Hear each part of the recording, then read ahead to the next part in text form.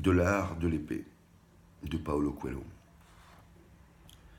Il y a des siècles, au temps des samouraïs, fut écrit au Japon un texte sur l'art spirituel du maniement de l'épée, la compréhension impassible, connu également comme le traité de Talent, du nom de son auteur, qui était en même temps maître d'escrime et moine zen.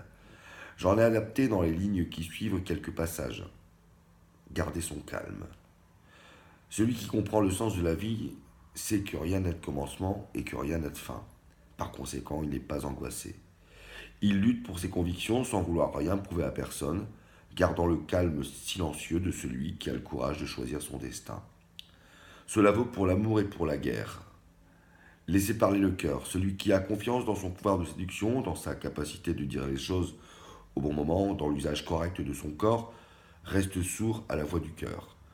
Nous ne pouvons entendre cette voix que lorsque nous sommes en parfaite harmonie avec le monde qui nous entoure, jamais quand nous nous prenons pour le centre de l'univers.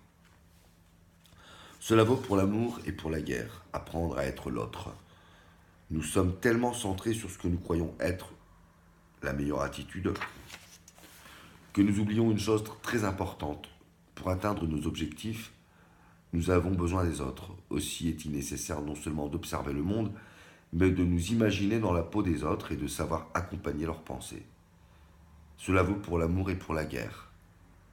Rencontrer le bon maître. Nous croiserons toujours sur notre chemin beaucoup de gens qui, par amour ou par orgueil, voudront nous enseigner quelque chose. Comment distinguer l'ami du manipulateur?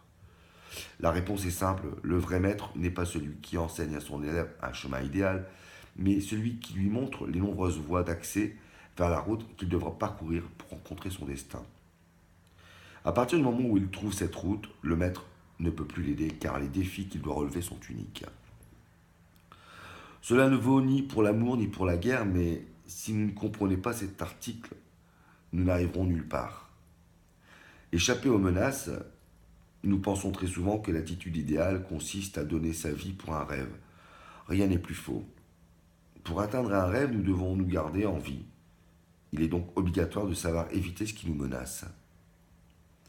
Plus nos pas sont prémédités, plus nous avons de chances de nous tromper, car nous ne prenons pas en considération les autres.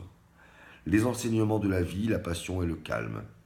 Plus nous croirons que nous avons le contrôle, plus loin nous serons de contrôler quoi que ce soit.